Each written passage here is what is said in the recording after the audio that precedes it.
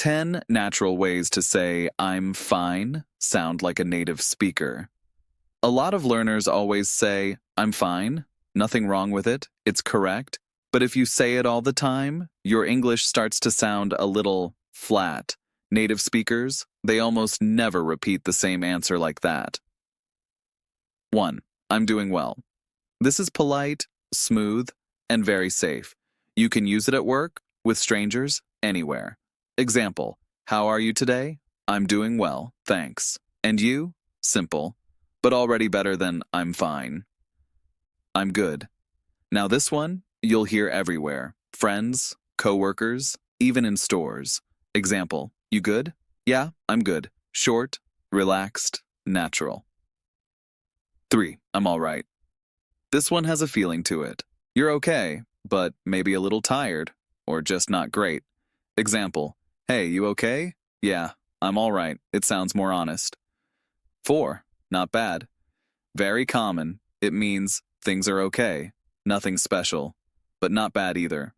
Example, how's your day? Not bad, easy, casual. Native speakers love this one. 5. Pretty good. Now we're getting a little more positive. Better than fine, you're actually feeling good. Example, how are things going? Pretty good, honestly. Add honestly, sounds even more natural. 6. I'm doing great. This one is strong. Positive energy. Use it when you really feel good. Example, hey, how are you? I'm doing great today. Say it with energy. People feel it. 7. Can't complain.